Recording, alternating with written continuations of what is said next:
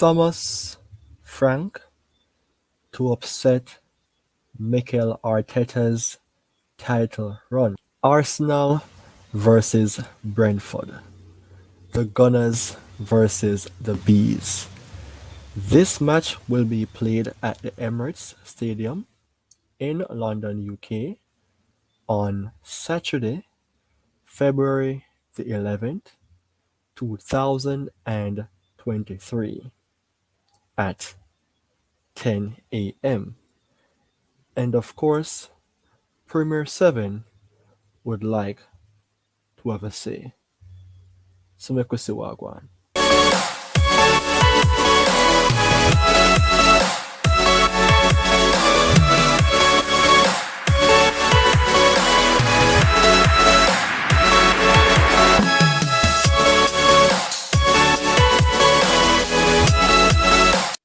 Alright, so welcome to another live session.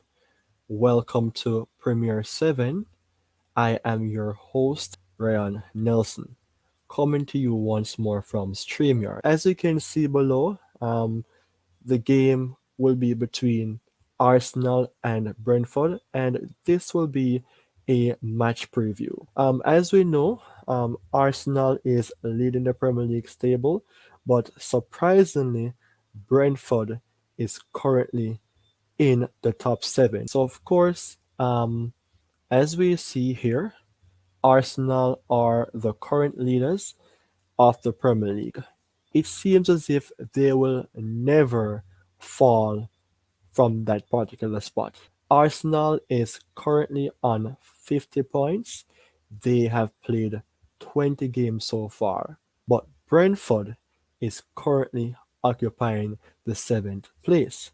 Brentford actually played 21 games and they are currently on 33 points. Now, that shows that Brentford has something in store. They actually passed Fulham, who was occupying the 7th spot, and Brentford is looking forward to go up even more. Now, by way of that, I like to speak about goal difference. Arsenal, their goal difference is 28, which shows that they're scoring a lot of goals and conceding less. But as for Brentford, their goal difference is 7. So they're scoring more goals, but they're conceding a lot of goals. So in that case, that is the reason why their goal difference is so low.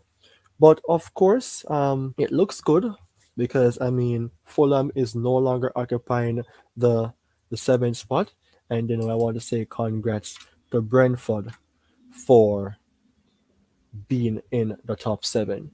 Now, speaking of that, I did some research and I look into the winning percentage or the winning probability between both teams.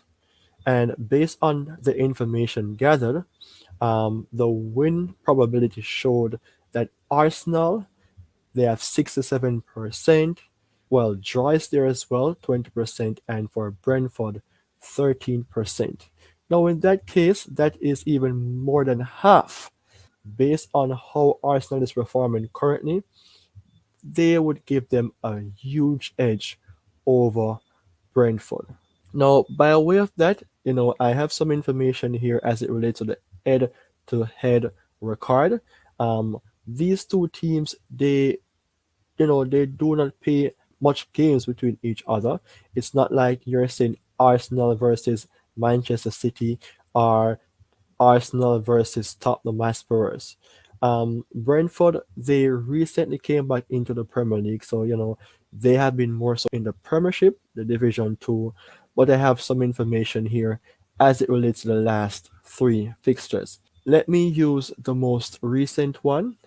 This game was played on the 18th of September 2022, where Brentford lost at home to Arsenal by 3 goals to nil. Before that, on the 19th of February 2022, Arsenal defeated Brentford, winning that particular game by 2 goals to 1. and Arsenal was at their home. Before those two games were played, when Brentford actually came back into the Premier League on the first game of that season, they created a shocking surprise. They defeated Arsenal on the 13th of August 2021 by 2 goals to nil. And that was a home game for Brentford. That game was a cool and shocking news to the Arsenal fans. Now, by way of that, speaking about the Premier League, we have to come back to this current time in 2022 to 2023 season. I want to let you know that based on these two teams, they have been defeating some big teams in the Premier League, causing a lot of upsets. In regards to Team Arsenal, they defeated big teams such as Liverpool, who are struggling, as well as Chelsea and even Manchester United. For Brentford, they created devastating shocks to the big teams as well. They defeated Liverpool recently. They defeated Manchester City and even Manchester United. I can remember that 4-0 victory that they had over Manchester United. So by way of that, even though the winning probability shows here that Arsenal have what it takes to defeat Brentford by with a 67%, it will not be an easy game for Arsenal to just say, hey, I mean, we're going to give them a 4-0, we're going to give them a 5-0, because it shows here that Arsenal and Brentford, both teams have been beating big teams. And between both teams, the three games that I spoke about before, Brentford won at least one out of the three. So it won't be an easy game for Arsenal to just wrap up and just throw aside. All right. So apart from that, I want to speak about a few more things. I want to speak about two players that I believe will be the key for each team. So as you can see here below, main player for each team. From Arsenal, I would say Bukayo Saka. I mean, Bukayo Saka, whenever I speak about Arsenal on Premier 7, there's always something to say about Bukayo Saka because he's in top form. He's playing phenomenally well for his team. And for Brentford, I have Ivan Toney. All right, so Ivan Toney is a player who I choose from Brentford as the main player to watch out for in the game tomorrow. So let me just give you some information on the player's profile. Now, of course, let's look on Bukayo Saka. Bukayo Saka, he is still 21 years old. He's an England international player. He still wears the number 7 shirt. And, his positions would include defending on the left. That was way back then, but now, more so is in the midfield like center, left, and right. But we used to him as a right wing player. Now for Bukayo Saka, over the few days that passed, the games that he played for Arsenal improved slightly. 20 games, minutes 1,719, 7 goals, 7 assists. So his goal contribution did not increase, but he still managed to wrap up or managed to play a lot of minutes for his team. Now, moving forward from that, to go across, his rating is quite decent as well, 7.38, and that is something that persons have to look out for. Now, for Saka, his playing position right here, as you can see here, he occupies this particular spot quite minimal. That area, left hand side here, is normally occupied by Gabriel Martinelli. Now over to this side now, on the right hand side, when sometimes he will drop back as a right midfield player, but more so is a right winger. As you can see here, 7.42. Of course, looking at Bukayo Saka characteristics, his strength still remains. He's strong by way of crossing, key passes, and finishing. So he continues to be consistent in that case of being very powerful for Team Arsenal. Still not seen any significant weakness for Arsenal, and it is rare for players not to have any sort of weaknesses, but for Saka, he's maintaining his consistency and he's maintaining that good form for his team. Furthermore, for Bukayo Saka, his style of play He gets fouled often because he likes to run at defenders. It doesn't matter which team he's playing against. The defender could be tall, strong, trapped in, flimsy, any way that a defender can look. Saka would not hesitate to run at those defenders. That is the reason why he gets fouled quite often. And by way of that, he can create a set piece chance for his team to get a goal. By way of that, Saka is the player for which I chose from Arsenal as the main player because he remains consistent, he remains in top gear, and once Bukayo Saka is around for Arsenal, then you know that there's something in store for him to do. For Brentford, I chose Ivan Toney. Let me give you some details. 26 years old. He is an England international player. He wears the number 17 shirt for Brentford and he is a forward. That is his main position. He played 19 games for Brentford so far, 1,702 minutes, goals, 13 goals, 3 assists. That shows that he is in the top 7, just like Brentford in regards to goals contributions. Based on his rating, he have a very good rating here of 7.32. With Ivan Toney, he is a lone striker for Brentford. So it's not like Saka who can, drop back in a right midfield position, sometimes play on the left hand side. Ivan Toney, he doesn't move from the center forward. So he is always here in this area occupying the spot to, you know, score goals because as you can see here, 13 goals, 3 assists. So his goal contribution is acceptable for a man who is in good form for Brentford. Now looking on his characteristics, I am seeing here some very good things here for through balls, very strong, aerial duels, very strong key pass, strong defensive contribution, strong. Now, I must speak on the fact that for him to be a striker and his defensive contribution is strong, it is not a case which a lot of strikers are good defensively, you know. But for this man who is a forward, only a forward, whenever there's a case in which a corner is considered by Brentford, you can rely on him to clear the ball away with his head, do a true ball because he's actually good at passing the ball as well and get his team out of danger. So I must commend him for doing that. However, he have a few weaknesses holding on to the ball. So he's not great with the ball at his foot in terms of like say dribble, dribble, and hold up onto the ball, make a pass, reach in the box and score. So by way of that, I wouldn't see him as a person who runs at defender, but more so find himself in a position to like when he lay off the ball, he can get a chance to score. And his passing is somewhat off. So even though his true balls are very strong, whenever he plays a true ball, it will go through. But for his passes, he is kind of weak in that regards. But he will improve. He's still 26. He still have a long way to go.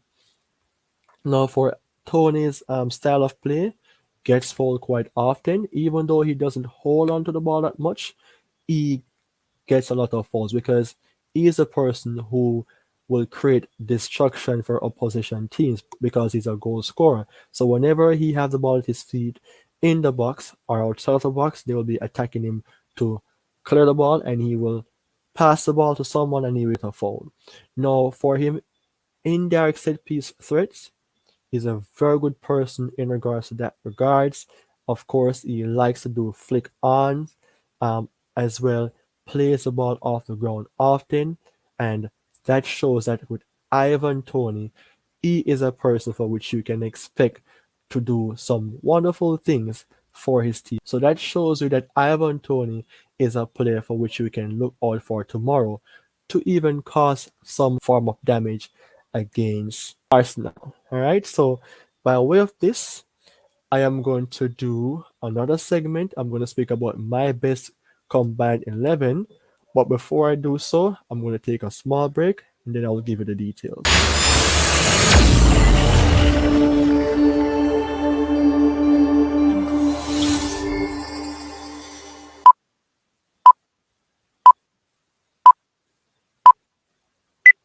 Okay, so thank you so much for remaining here. Welcome back to another segment here as it relates to Premier 7. So I'm going to speak about my best combined 11. That is a compilation of both Arsenal and Brentford's players. All right, so just a small breakdown. For Arsenal, they are coached by Mikel Arteta, who uses a 4-3-3 formation. They defend high up the pitch to prevent the opposition team from progressing their play. As for Brentford, they are coached by Thomas Frank, who works with a similar formation of 4-3-3. As for him, he's an attacking coach. He likes to attack his oppositions by way of doing that, by way of his presses as well. His team would press the defense line of other teams high up the pitch, into the final third. That would be like the Gegen press, right? That is what like Klopp would use, and of course Ragnick in his days. So let me just speak about my combined 11. For the person in goal, I would go for Ramsdale. To me, Ramsdale is a better goalkeeper out of the two. Between himself and David Raya, I think Ramsdale's form is awesome. He is in phenomenal form. Raya is keeping good for Brentford, but as you can see here, Arsenal is at the top of the Premier League, and with a keeper like Ramsdale in goal, was conceding little goals in each game, that shows you that you need a better shot stopper and even somebody who can distribute the ball quite well as well in difficult situations. Now for right back, I will go with Ben White instead of Hickey. Ben White is a better player going forward and he's more of a complete player. For the right side of centre back, I will go for Saliba. Right, Saliba. His partnership with Gabriel is way beyond explanation here. For Ethan Pinnock, he is a quality player for Brentford, but again, Brentford goal difference is very low compared to Arsenal. If Saliba wasn't a strong player, he wouldn't have been in my combined 11. And Ben me against Gabriel, I chose Gabriel because of the chemistry that himself and Saliba would have. So as you know, or let me just remind you, this is what Arteta normally allows them to do, play high up the line. So a combination of Saliba and Gabriel. And with no further ado, I would go for the number 35 here at my left back, Zinchenko. Henry, you had an assist last week against Southampton, but Zinchenko, remember he won several titles at Manchester City and he came here to Arsenal. He sits the other defenders who are on the left hand side like Tamiyasu. He actually takes up that position and claim it as his own. He's very good with the ball at his feet, he's very good progressive wise, and he's very critical in terms of his decision making. Now for the midfield three, I go for this combined three in the midfield. Stadium position, Thomas Partey, Jacobin box to box, and Odegaard, more so of an attacking midfield player right here. Um, they are the best combined three in the midfield or in the entire Premier League as a team, so I would go for these three players. I wouldn't go for any player from Brentford. I wouldn't go for Da Silva, Nogard, or Jensen. And up here, Martinelli on the left hand side, Saka on the right hand side, because these two guys are just what it takes to be quality players playing up front. I can understand that Mbomo and Wissa is causing devastation to other teams, but not in the case of Arsenal. Remember the previous game that they played? I assume that those two players were playing, Mbomo and Wissa, but Arsenal went ahead to beat them 3-0 by way of the input and the intricacy of players like Martinelli and Saka, who plays in the forward line. So no chance, no space for those two players. I'm going to go for Martinelli and Saka. And the only Brentford player that makes my combined 11 team is Ivan Toney because of his goals that he can score. 13 goals, 3 assists. Very good at penalty. There's no comparison with himself and Nketiah. So that is my combined 11. And of course, I would go with a 4-3-3 with my coach being Mikel Arteta. All right. So of course, I want to even do a prediction here based on the recent record. The one time that they played at Arsenal's home, Arsenal came out as a victor. So I would say that in that case as well, Arsenal would be the winners by 3 goals to 1.